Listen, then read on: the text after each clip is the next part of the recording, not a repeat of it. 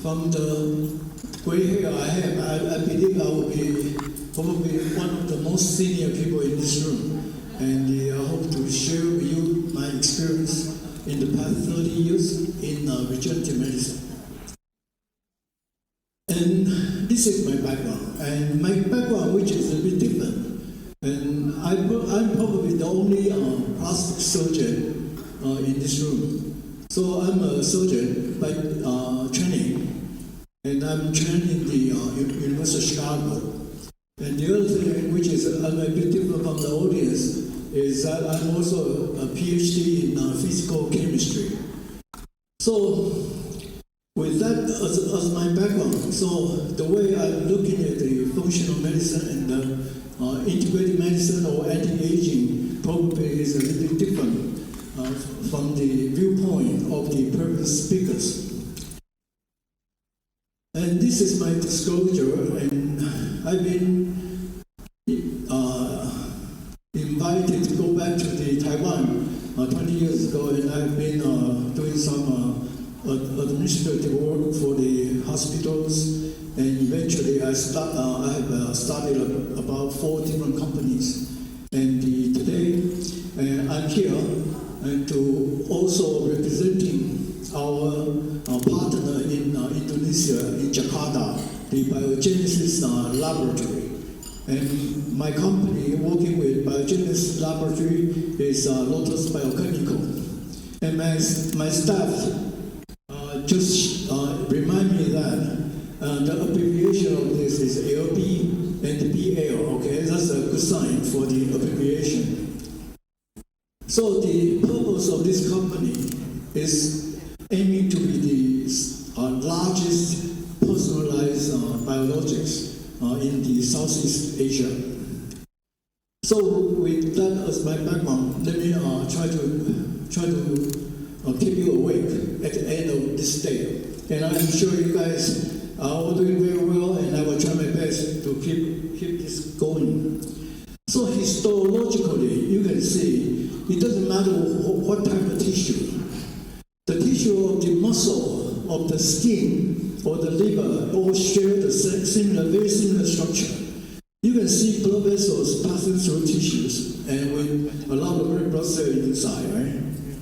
So if you want to build up a generalized model of human body, you can see this will be, you're going to have something like this. You will have the intravascular space, the interstitial space, and the intracellular space. So the first generalized principle in biology or in medicine is all of the cells in our body is either living in the plasma or living in the derivatives of the plasma. So as a result of that, the way we can simplify the human body or the human health using this type of cartoon picture.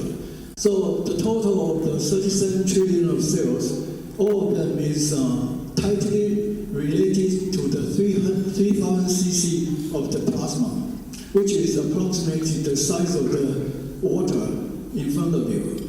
And with that being said, the quality of the plasma is, of course, crucial to the wellness and to the longevity. I have been doing stem cells since 1994. So with this, that's about 29 years. So 29 years ago, that was 1994, in Children's Hospital of Philadelphia. We are the first surgeon who used the bone marrow stem cells of the children to repair the cranial bone. And until now, we are finally seeing the stem cell therapy become more popularized and commercialized. With 30 years of experience in stem cell application, I can tell you that if you do it properly, the stem cell injection to the face or to the hair doesn't work. So the stem cell local injection is effective. This is a general consensus. However, we are talking about systemic anti-aging. obviously there is no one on the earth, I think, would want to do injections of the stem cell to the brain, to the heart, and to the liver one by one in order to gain the longevity.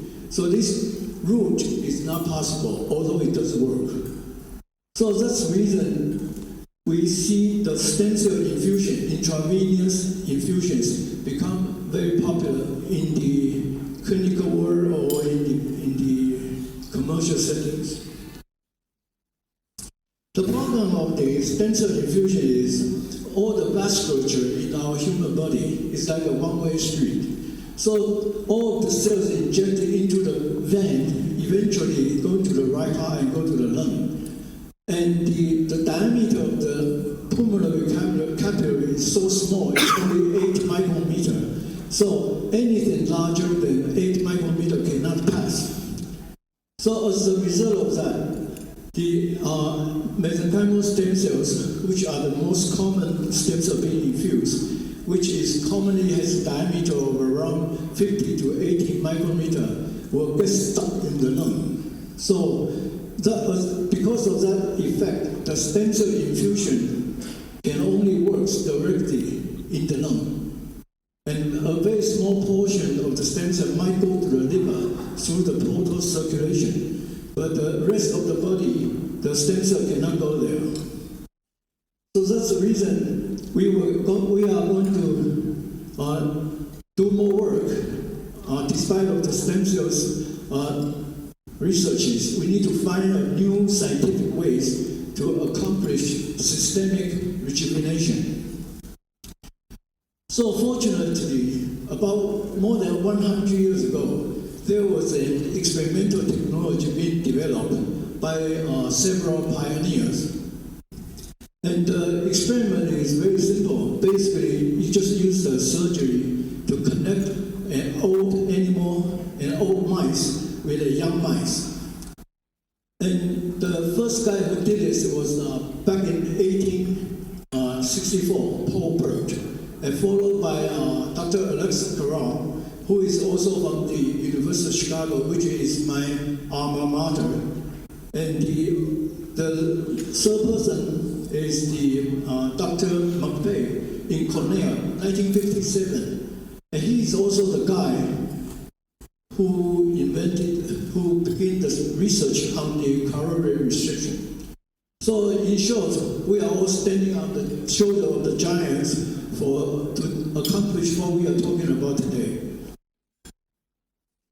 After you connect the two mice, the old mice with the young mice, and something magical happens. About 5 weeks later, it takes about 3 days to establish the common circulation. And another 2 weeks later, the old mice or the old rat become younger. And to date, this method, heterochronic parabiosis, is still the only rapid and visible aging reversal experimental method. All the other methods, either a cellular experiment or animal experiment, which you don't see them become younger, or you can do a test, okay? And this one is very fast, only takes about 2 weeks, and you can see the rat become younger. The question is, how can we apply this type of experimental technology in the human? So you can begin to think, how can you connect two humans together? And the first things coming to our mind should be the Siamese twins. But the twins, usually they are the same age. So this is an example of isochronic parabiosis. The other example is pregnancy. The mother connected to the infant, or the fetus. The fetus is always younger than the mother. So this is a good example of the heterochronic parabiosis, except that the size of the infant is only about 1/20 of the mother. So we can name this, consider this as the pregnancy as the model of asymmetric heterochronic parabiosis. Based on a very comprehensive anthropological studies, done in the semi group of women. And you can see that the chance of the mother who has the last pregnancy at the age of 45 as compared to the mother who has the last pregnancy at the age of 35. The chance of the 45 years old mother to live to 80 years old is increased by 50%, 50%. So this is the hard evidence that heterochronic parabiosis also works the issue. But with that being said, the challenge remains. This is how to simulate the heterochronic parabiosis in a clinical setting. Of course, for women in the childbearing age, they can go home and get pregnant, and they can perform a natural heterochronic parabiosis. And for men or women who is more after their menopause, and this option does not exist anymore. And people has been trying to use this type of technique to simulate the effect of heterochronic parabiosis. And the most famous one is this company called Ambrosia, and this company basically used money to buy the blood from the college student and reinfuse them back to their customer. And the newest advancement is this gentleman, Brian Johnson. He's a CEO of a high-tech company. So he began to use the living-related plasma transfusion in order to gain anti-aging effect. Although he claims that he doesn't feel much of an effect on doing this. And at the later of this talk, I hope to explain to you why Brian Johnson infused the blood from his son doesn't work. The second type of approach is Dr. Dobrikip from the San Francisco area. And he's the number one specialist of the apheresis stage. So the approach, what he is using the plasma exchange machine to remove the old substance and replace it with fresh frozen plasma or the albumin type of replacement fluid. My journey of doing the clinical simulation of the heterochronic parabiosis started in 2016. And by coincidence, by chance, I was invited to Phnom Penh, Cambodia, to treat some of the patients over there. When I get to Cambodia, I realized that because of the Khmer Rouge, so the average population age in Cambodia is very, very young. And at that time, you can easily get some blood from the teenagers on the street. So with that background, and I have this simple thought, probably like everybody else, I just think, hey, this is going to be a good business, right? We can collect few $10 to get the blood from the people on the street and sell it for more money, okay? So with that being said, we rented the residence of Angelina Jolie back in 2017, and we want to start an anti-aging clinic in Phnom Penh. At that time, a couple scientists in Berkeley published a landmark paper on heterochronic parabiosis. And what they show is that the old blood actually has a very strong inhibitory effect on the organ of the young rat, of the young animal. So because old blood is toxic, so we simply come up with an idea. Just use the therapeutic plasmapheresis machine combined with the fresh frozen plasma of the teenager. So we begin to do this type of therapy. The problem of using a TPE machine is because it's a risk of thromboembolic effect.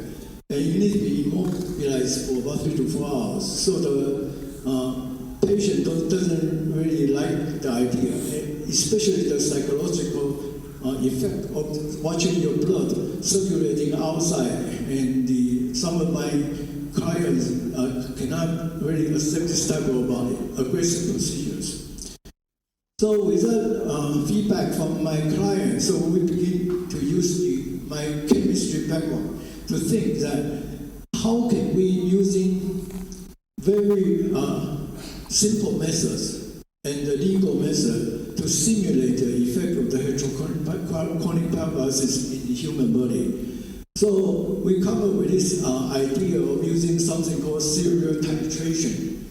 So what it says is just we use bloodletting and combined with young plasma replacement. And the young plasma is a compounding solution, and with this approach, and it has several advantages over the plasmapheresis method.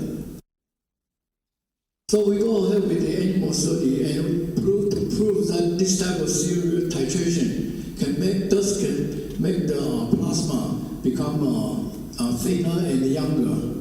And I know everybody in the room, as a doctor, you know, the bloodletting, of course, is not a problem. But for men, you can easily take out 200 to 500 cc, and the 100 to 250 cc for women, and just based on the guideline of the blood bank.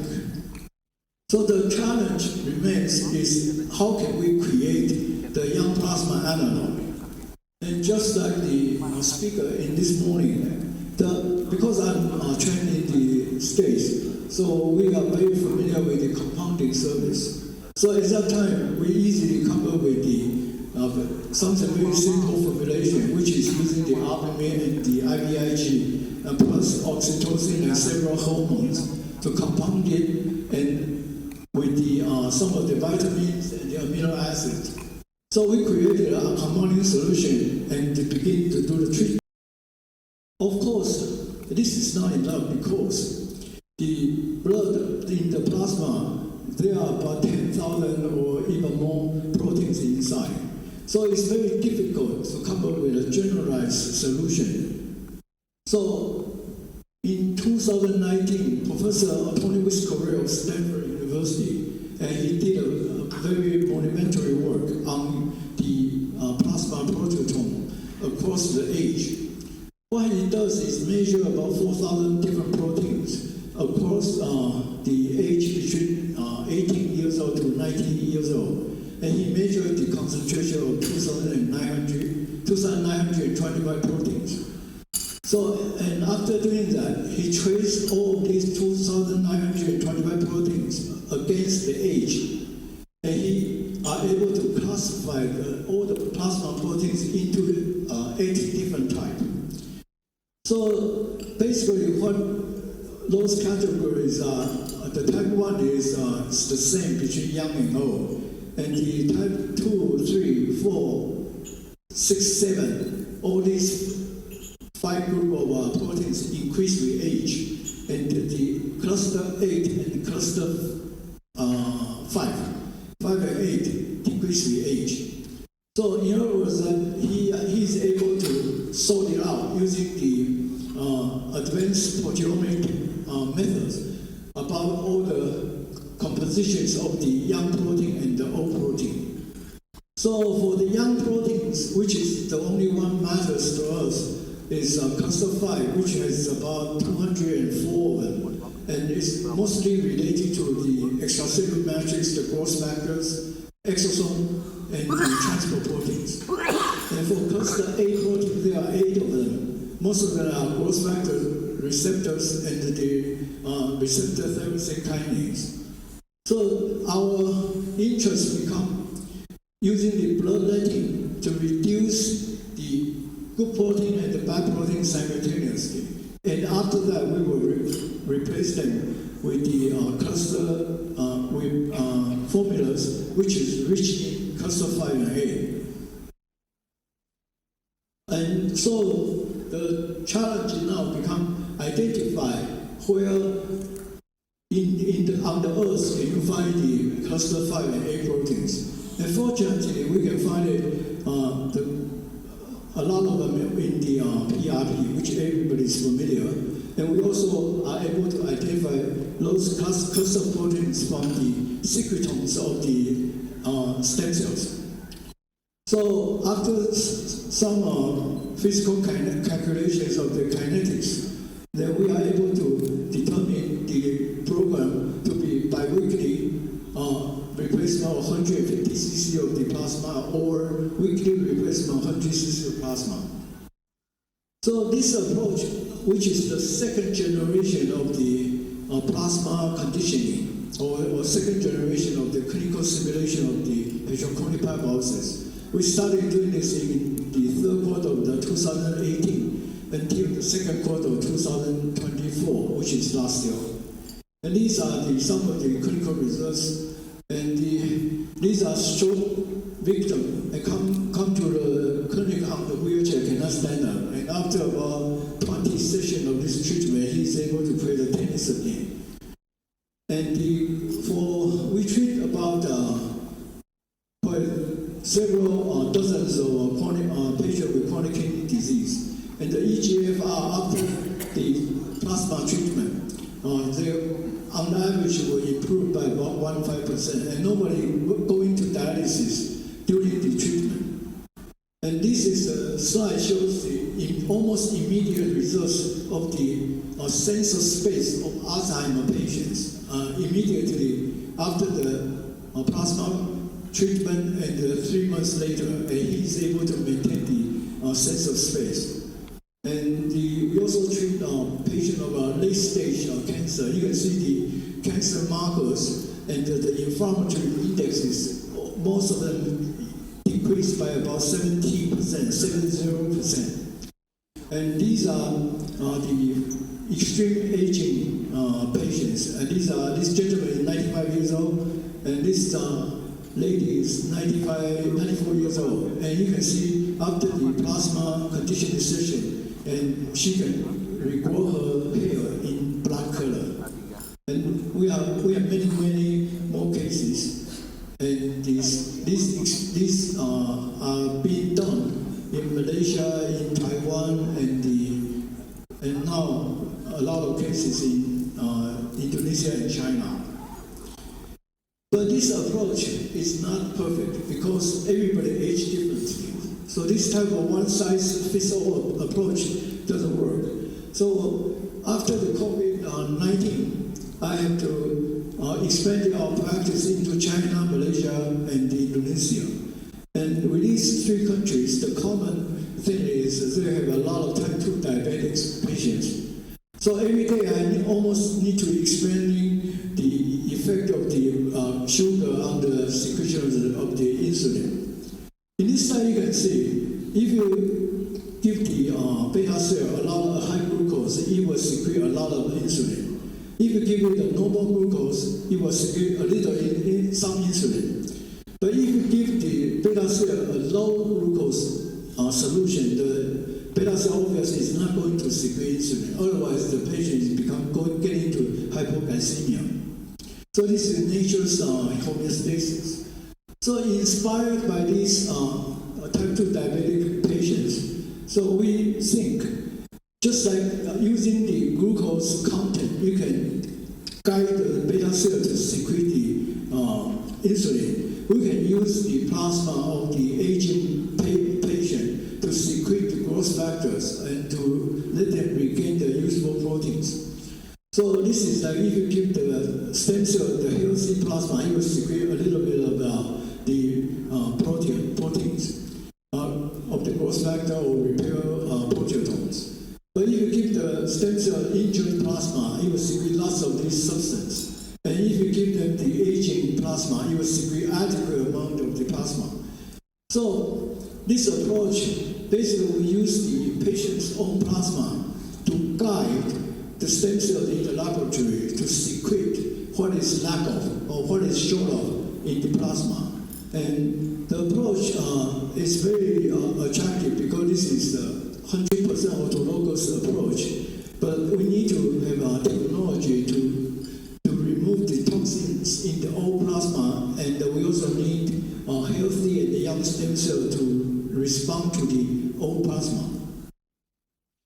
So this side, the blue side is a stem cells, growth of stem cells stimulated by the plasma of 85 years old. And you can see the response is about 300% higher than that by stimulating it using a 25 years old plasma. So in essence, the approach or the program now, we can just draw 100 cc of the patient's plasma. And after processing in a GMP facility, and we use that to stimulate the stem cell in the laboratory to produce what the patient needs to regain their health and the wellness. So, because we only need 100 cc of the patient's blood and to titrate it, to expand it, and reinfuse it back into patient's body to reset their internal environment. So we call it PX-100, plasma exchange with 100 cc of the plasma. And these are the data from using this type of approach. We call it APA, means autologous plasma adapted, okay? So this is the first APA patient, which is a patient from China. And he come to us with the HbA1c of 16.5. And he did 3 sessions of this type of therapy, and the HbA1c dropped to 6.3, okay? And people will ask, how long does it last? And about 1 month ago, I saw him in Shenzhen, China, our clinic in Shenzhen, China, and his current HbA1c is 7.5. And this is another example in Jakarta. And the patient who had a stroke of the retina, and before the treatment, he needs to get an injection every 30 days. And after 6 sessions of the PX-100, the interval of the injection increased to 130 days. So it's 400% decrease in terms of the severity of the eye stroke. And in our partner, and guided by Ms.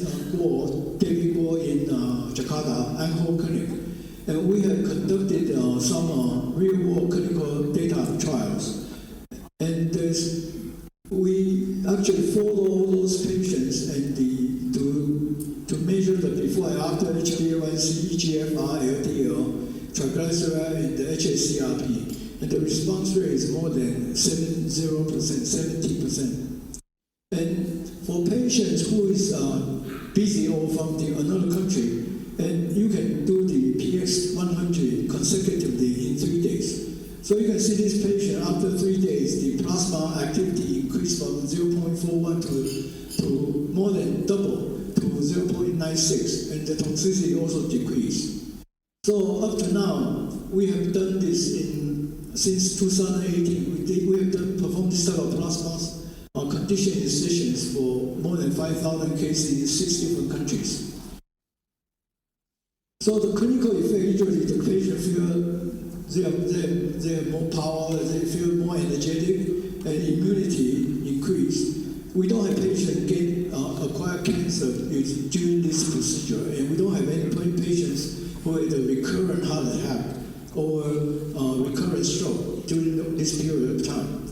The kidney function, all of them increase, and the cognitive function and the cardiovascular and the cancer recurrence and cardiovascular risk also decrease. So the indication for this type of therapy is cerebrovascular accident, type 2 diabetes, chronic kidney disease, dementia, Alzheimer, late-stage cancer, nutritional support for late-stage cancer patients, and the treatment for frailty and sarcopenia.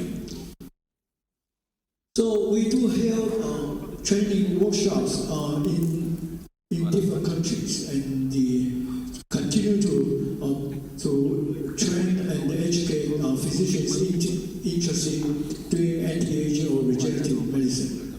The future of the PX-100 is just like the development of the medicine.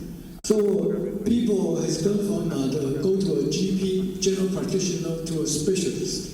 And I personally personally think the future of PX-100 is going to be into the subspecialty list type of therapy. So this type of cell is called organ-specific progenitor cells, and I'm sure most of you are familiar with this. So for people who doesn't know about the progenitor cell, in one short sentence, progenitor cells are still stem cells. They are the last step of the stem cells, and after so their function is more specific. And the problem is the progenitor cells, the HLA expression is more complete, so you cannot do the allogeneic progenitor cell transplant. So this is our partners in Taiwan, and he has been doing the autologous endothelial progenitor cell therapy for the heart, for ischemic heart disease. And you can see the before and after. You can see a lot of growth of the blood vessels using the intracoronary EDC infusion. And obviously, you cannot do the intracoronary infusion or intraarterial infusion on every patients. So we are beginning to develop techniques of using the secretomes of the progenitor cells and to treat our patients. And this is a very, very important paper in the field of the regenerative medicine. Yeah, this is published last year in Lancet. So basically, this paper says that you can use the secretome of the cardiac progenitor cells and they convert a New York heart failure classification stage 3 patient into stage 2. Okay? And we are also doing this. So in the future, you are going to have PX-100 for the heart and the PX-100 for the brain. And this is also fit into the prediction of the economic prediction of the cell therapy in the future. So what we are doing now is we have a GMP compliant laboratory. So we will providing clinic and hospital facing type of services to produce GMP grade personalized biologics. And we also, in order to limit the human errors, so we are developing automatic machines. So the GMP laboratory in Jakarta eventually will be operated by robotics, semi-automation. And the purpose of doing all this is trying to do the heterochronic transbiosis. And this is the world map, world picture of the organ shortage. And scientists in Colombia are already using this type of technique to repair the damaged lung. And we also use this technique to repair the damaged kidney. And you can see the damaged kidney with some of the plasma PX-100 like of treatment. You can resume their function. So this is called the ex vivo organ regeneration. And we hope to work with a school in the Tomohon in Sulawesi. So hopefully next year we have a chance to present it to you about our new research developments. And eventually we hope we'll come up with a device which can replace the need of the young animal. So we'll come to the last 1 minute of the talk. So you guys should give yourself an applause because I just presented to you the work of 6 Nobel Prize. The one on the left side, the 3 on the left are surgeons. The other 3 on the right side are chemists. And this is, I want to close my talk with what my professor said in Chicago. He said, when I was attempting it, people say it is impossible. When I found it, people said it's skeptical. When everything is established and the dust was settled, people say that was obvious. So I have a book about this. I tell you the stories about what I just told you. And if you are interested, and again, I want to thank you